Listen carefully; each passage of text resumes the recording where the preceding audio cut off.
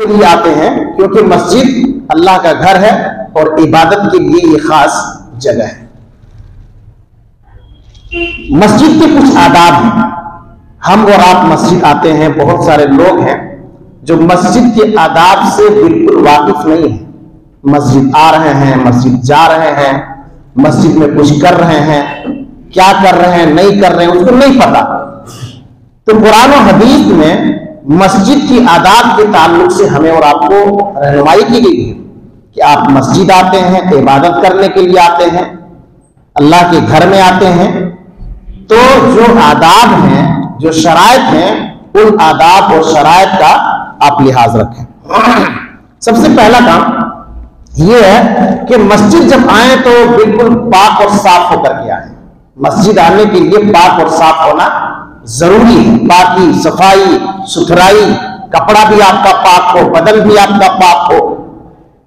یہاں ایک سوال آپ کر سکتے ہیں کہ کیا اگر ناپاکی کی حالت میں ہے تو مسجد نہیں آ سکتے ہیں؟ ایمرجنسی کی حالت میں، ضرورت کی حالت میں، اگر ضرورت پڑ جائے تو ایسی صورت میں آپ گزر سکتے ہیں اور کسی ضرورت کے تحت آپ آ سکتے ہیں۔ یا کوئی غیر مسلمان ہے، کوئی مسجد میں کام کر رہا ہے، ڈینٹنگ پینٹنگ کا کام کر رہا ہے، تعمیراتی کام کر رہا ہے تو کر سکتا ہے، لیکن مسجد آنے کے لیے خصوصی طور پر پاکی، صفائی اور ستھرائی کا اہتمام بالکل ضروری ہے۔ اسی طریقے سے جب مسجد آئیں تو مسجد آتے وقت اچھے کپڑے کا استعمال کریں، خوشبو کا اہتمام کریں۔ قرآن مجید میں اللہ تبارک و تعالیٰ نے فرمایا، سورہ اعراف کی آیت ہے، یا بنی آدم خذوا زینتکم عند کل مسجد، اے آدم کی اولاد جب تم مسجد جاؤ تو زینت اختیار کرو، زینت اختیار کرو، اچھا کپڑا پہنو، اچھی ٹوپی پہنو، اچھی پگڑی کا استعمال کرو، اور اس کے بعد صاف ستھرا کپڑا پہننے کے ساتھ ساتھ خوشبو وغیرہ کا استعمال کرو، اپنے آپ کو بالکل مزین کرو اور خوبصورت، اپنے آپ کو خوبصورت والے انداز میں پیش کرو، کیونکہ آپ کہاں جا رہے معلوم ہے؟ سب سے بڑے بادشاہ احکم الحاکمین اللہ کے دربار میں جا رہے ہو۔ کوئی آفس جانا ہوتا ہے تو باقاعدہ سیٹنگ کرتے ہیں کہ فارمل لباس ہونا چاہیے، تو ٹائی ہونا چاہیے، تو یہ ہونا چاہیے، تو وہ ہونا چاہیے، سارا چیز سیٹنگ کرتے ہیں۔ لیکن اللہ رب العالمین کے دربار میں آ رہے ہیں، کوئی معمولی دربار نہیں۔ بہت سارے لوگ جیسے تیسے آ جاتے ہیں، جو کپڑا پہنا ہوا اسی کپڑے میں آ گئے، سو کر کے اٹھے فجر میں ٹریک پینٹ پہنے ہوئے ہیں، جیسے تیسے پہنے ہوئے ہیں، اسی کو پہن کر کے آ گئے۔ تھوڑا آ رہے ہیں آپ، اللہ کے گھر میں آ رہے ہیں، نماز پڑھنے آ رہے ہیں، کپڑا چینج کر لیجیے، اچھا سے آئیے، اللہ کے گھر میں آ رہے ہیں، اللہ کے دربار میں آ رہے ہیں، زینت اختیار کیجیے، خوشبو کا استعمال کیجیے، اچھا کپڑا پہنیے۔ اسی طریقے سے کچا لہسن اور کچا پیاز اگر فوری طور پر کھائیں تازہ تازہ تو کچا پیاز اور کچا لہسن کھانے سے پرہیز کیجیے۔ مسجد جا رہے ہیں تو فوری طور پر مت کھائیے، یا اگر کھا رہے ہیں تو سلاد وغیرہ بناتے ہیں تو نیمبو ڈال دیا جاتا ہے، تو نیمبو ڈالنے کی وجہ سے ان کا مہک ختم ہو جاتا ہے، بدبو ختم ہو جاتی ہے، تو پھر وہ اثر باقی نہیں رہتا ہے، اثر باقی نہیں رہتا ہے، تو پھر اثر باقی نہیں رہتا تو پھر آپ آ سکتے ہیں، یا تو برش وغیرہ کر لیجیے، مسواک کر لیجیے، بدبو ختم ہو جائے گی۔ یا کوئی ایسی چیز جس چیز کی وجہ سے منہ کے اندر بدبو آئے، جس بدبو سے مصلیوں کو تکلیف ہو، نمازیوں کو تکلیف ہو، فرشتوں کو تکلیف ہو، آپ کھا کر کے نہیں آ سکتے ہیں، منع ہے۔ اگر کھائے ہیں تو اس کو زائل کر لیجئے، یا تھوڑی دیر پہلے کھائیے اور اس کے بعد برش وغیرہ مسواک وغیرہ کر لیجئے تاکہ کسی کو اذیت وغیرہ تکلیف نہیں پہنچے۔ اسی طریقے سے مسجد میں آنا ہے تو ادب کے ساتھ آنا ہے، با ادب آنا ہے، دوڑ کر کے نہیں آنا ہے، بھاگتے ہوئے نہیں آنا ہے، ادب کے ساتھ، وقار کے ساتھ۔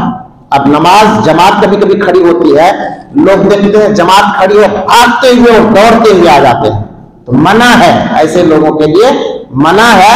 اللہ کے نبی نے فرمایا کہ آرام سے آؤ، اگر کوئی رکعت چھوٹ جائے تو تم اس رکعت کو پوری کر لو، دوڑ کر کے مت آؤ، یہ ادب کے خلاف ہے۔ اسی طریقے سے اگر آپ مسجد میں آتے ہیں تو مسجد میں داخل ہوتے وقت ایک ادب کا لحاظ رکھیں گے، عام طور پر لوگ نہیں رکھتے ہیں۔ داہنا قدم مسجد کے اندر پہلے آئے، داہنا قدم مسجد کے اندر پہلے ہونا چاہیے، اور دعا پڑھتے ہوئے، صحیح مسلم کی روایت ہے، اللہم افتح لی ابواب رحمتک، اے اللہ میرے لیے رحمت کے دروازے کو کھول دے۔ کتنی پیاری دعا ہے، اللہ سے کہہ رہے ہیں اللہ تو میرے لیے رحمت کے دروازے کو کھول دے. اور رب اگر رحمت کے دروازے کو کھول دیا آپ کے لیے اور آپ کی دعا یہ اگر قبول ہو گئی تو پھر زندگی میں کبھی آپ کو کوئی پریشانی اور کوئی مصیبت کا سامنا نہیں کرنا پڑے گا. اللہ کی رحمت بہت بڑی چیز ہے. اللہ کی رحمت کے بغیر کوئی جنت میں جا نہیں سکتا ہے, کوئی اپنے عمل کے بدولت جنت میں جا نہیں سکتا ہے. اس لیے مانگیے, اللہ سے رحمت کا سوال کیجیے. اللہم انی اسألک من فضلک اللہم افتح لی ابواب رحمتک, اے اللہ میرے لیے رحمت کے دروازے کو کھول دے. اس کے بعد جو ہے مسجد داخل ہوئیے, پہلی پوزیشن میں پہلی صف میں جگہ دیجیے. لوگ الگ الگ جگہ کا انتخاب کر لیتے ہیں, کوئی او کونا میں کوئی او کونا میں, جگہ فکس کر لیتا ہے. پنکھا کے پاس کوئی فکس کر لیا, کوئی اے سی کے پاس فکس کر لیا, یہ غلط ہے.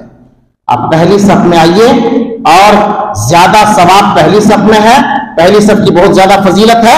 اور اس کے بعد آپ مت بیٹھیے جب تک 2 رکعت نماز نہیں پڑھیے. صحیح بخاری کی روایت ہے, اذا دخل احدکم المسجد, تم میں سے کوئی مسجد میں داخل ہو, فلا یجلس حتی یصلی رکعتین, یہاں تک کہ 2 رکعت تم نماز نہ پڑھ لو. یہ تحیۃ المسجد ہے. جب بھی آپ مسجد میں داخل ہوں تو مسجد میں داخل ہونے کے بعد آپ 2 رکعت نماز پڑھیں اور 2 رکعت نماز پڑھ کر کے آپ بیٹھیں. یہ مسجد کے آداب میں سے ہے. اسی طریقے سے نماز آپ پڑھ رہے ہیں تو سترہ کا اہتمام کیجیے. یہ بڑا اہم مسئلہ ہے. اس سترہ تو کچھ لوگ جانتے ہی نہیں کہ سترہ کہتے کس کو. سترہ کہتے ہیں کہ سامنے کوئی چیز رکھ کر کے نماز پڑھنا. چیئر رکھ لیے, پیلر کے سامنے نماز پڑھ رہے ہیں تو پیلر آپ کا سترہ ہے. دیوار کے سامنے پڑھ رہے ہیں, دیوار آپ کا سترہ ہے. یا کوئی ڈنٹا گاڑ دیے زمین میں تو ڈنٹا آپ کے لیے سترہ ہے.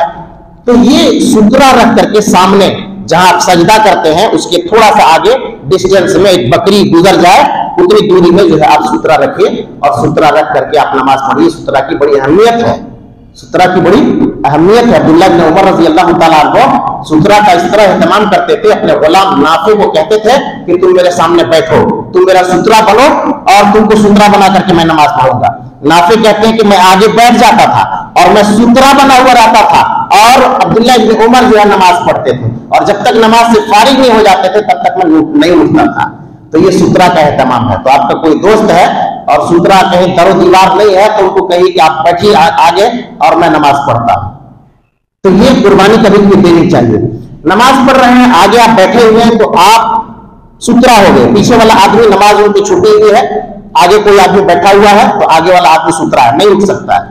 نہیں اٹھیں آپ, بہت بڑی وعید ہے. اللہ کے نبی نے فرمایا 40 دن 40 مہینے 40 سال بیٹھنا پڑے تو بیٹھے رہنا, تو نہیں اٹھنا.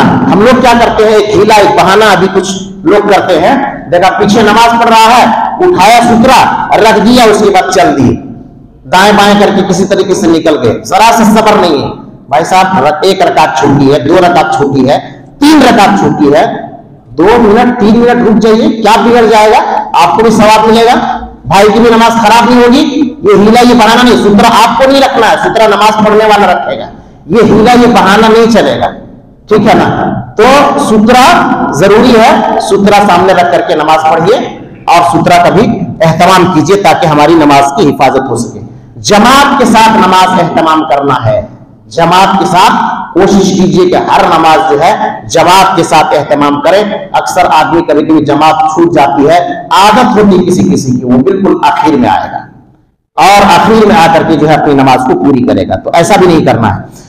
مسجد میں ادب کے تعلق سے ایک بات یہ بھی ہے کہ مسجد میں بلند آواز سے باتیں مت کیجیے, ادب سے بات کیجیے. کوئی بھی بات کر رہے ہیں تو ادب سے, بحث مباحثہ لڑائی جھگڑا وغیرہ جو ہے ان چیزوں سے پرہیز کیجیے اور بلند آواز سے باتیں مسجد میں مت کیجیے. ذکر و اذکار میں اپنا وقت گزاریے اور مسجد میں جب تک آپ ہیں, صحیح مسلم کی حدیث ہے, آپ نماز پڑھ کر کے آپ بیٹھے ہوئے ہیں, وضو کر کے مسجد آئے ہیں اور جب تک آپ بیٹھے ہوئے ہیں, سلام پھیرنے کے بعد بھی آپ بیٹھے ہوئے ہیں, تب تک آپ نماز ہی کی حالت میں ہیں اور اللہ کے فرشتے ان کے لیے دعا کرتے ہیں, اللہم اغفر لہ وارحمہ, اللہ اس بندے کو معاف کر دے, اس کے اوپر رحم فرما, اللہ ان کی توبہ کو قبول فرما. یعنی فرشتے مسلسل ان کے لیے دعائیں کرتے ہیں. اللہ اوپر کتنا بڑا مقام ہے. تو بیٹھے رہنا ہے, وضو ٹوٹ جاتا ہے, ختم ہو جاتا ہے, پھر فرشتے الگ ہو جاتے ہیں. تو ان چیزوں کا جو ہے ہم اور آپ لحاظ کریں. گمشدہ چیز کا اعلان نہیں کرنا ہے مسجد میں. اگر کوئی چیز گم ہو گئی ہے, کوئی چیز جو ہے گم ہو گئی ہے تو گمشدہ چیز کا اعلان مسجد میں نہیں کرنا ہے، یہ مسجد کی آداب کے خلاف ہے۔ مسجد کو اسی طریقے سے صاف ستھرا رکھنے کا حکم دیا گیا ہے کہ مسجد کو صاف صفائی رکھیں، اور مسجد میں جو لیٹرن باتھ روم ہے، وضو خانہ ہے، ان کو بھی صاف رکھیں۔ کچھ لوگ وضو کرنے کے لیے جاتے ہیں تو وہاں گلیز کر کے چھوڑ دیتے ہیں، پانی تک نہیں بہاتے ہیں، باتھ روم جاتے ہیں تو پانی تک نہیں مارتے ہیں، پیشاب کرنے جاتے ہیں تو صحیح سے پانی کا استعمال نہیں کرتے، پانی نہیں بہاتے ہیں، بس کر کے حاجت سے فارغ ہوئے نکل لیے۔ یہ بڑی بری عادت ہے۔ صفائی ستھرائی کا اہتمام ضروری ہے۔ آپ جس طریقے سے اپنے گھر میں صاف صفائی کا اہتمام کرتے ہیں، مسجد میں بھی صاف صفائی کا اہتمام کریں، وضو خانہ کا صاف صفائی کا اہتمام کریں، لیٹرن باتھ روم کا بھی صاف صفائی کا اہتمام کریں۔ کبھی آپ کو موقع ملے تو آپ بھی جھاڑو پکڑ کر کے سیڑھی میں جھاڑو لگا دیں، اگل بگل میں جھاڑو لگا دیں۔ نہیں لگائیں گے، کہاں گئے مولوی صاحب، جھاڑو کیوں نہیں لگا ہے، یہاں پر کیوں گندا ہے؟ بھائی صاحب آپ بھی تو لگا سکتے ہیں، میں خود لگا دیتا ہوں، کبھی کبھی اللہ توفیق دیتا ہے، میں خود جھاڑو پکڑتا ہوں، لگا دیتا ہوں۔ کیا ہے ان کی بات ہے، کیا خرابی کی بات ہے، کیا نقصان ہے؟ ارے یہ تو پسندیدہ چیز ہے کہ مسجد میں اگر جھاڑو آپ لگا دیتے ہیں، کبھی آپ جائے نماز بچھا دیتے ہیں، مصلی بچھا دیتے ہیں، یہ آپ کے لیے خوش قسمتی کی بات ہے کہ اللہ رب العالمین نے آپ کو یہ توفیق دیا کہ آپ اس عمل کو انجام دیے۔ اس عمل کو اللہ قبول کر لے گا تو بہت بڑی بات ہے۔ تو مسجد کا صاف صفائی جو ہے ضروری ہے۔ اسی طریقے سے مسجد میں موبائل کا صحیح استعمال کریں، موبائل کا غلط استعمال نہ کریں، نہ باہر نہ اندر، اور خصوصی طور پر مسجد آئیں تو موبائل کو بند کر لیں اور اچھے طرح سے سائلنٹ کر لیں۔ وائبریشن بھی کرنے سے نماز کے اندر ڈسٹرب ہوتا ہے، موبائل چالو رہتا ہے۔ ابھی کئی دن مسلسل میں نے دیکھا کہ موبائل میں پیسے وغیرہ آتے ہیں پے ٹی ایم وغیرہ سے اور فون پے گوگل پے وغیرہ، آواز باقاعدہ نماز میں آتی ہے، کیا موبائل میں آپ کا پیسہ آیا ہے، وہ میسج ان کے آتے ہیں۔ لوگوں کے اندر ایک خلل پیدا ہوتی ہے، نماز کے اندر خلل ہوتی ہے، تو اس طرح نہیں کرنا ہے۔ موبائل کا صحیح استعمال کیجئے اور مسجد میں کوشش کیجئے اپنے موبائل کو بند کر لیں یا فلائٹ موڈ میں کر لیں۔ اسی طریقے سے مسجد میں دنیاوی باتیں کرنے سے بھی پرہیز کیجئے، اور مسجد میں خرید و فروخت مت کیجئے۔ بزنس مین لوگ کبھی کبھی مسجد میں بھی وہ جو ہے تجارت اور بزنس کی باتیں کرنے لگتے ہیں، اور آرام سے کوئی ٹینشن نہیں ہے، یہ حرام ہے۔ مسجد میں خرید و فروخت اور تجارت کا کام آپ نہیں کر سکتے ہیں۔ اس کے بعد اتنا کچھ کرنے کے بعد آپ مسجد سے نکلیں گے نماز وغیرہ سے فارغ ہو کر کے۔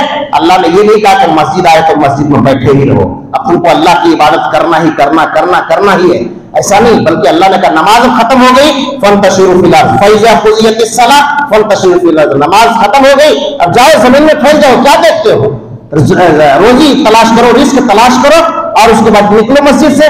مسجد سے نکلنے کے آداب بھی بتائے گئے ہیں۔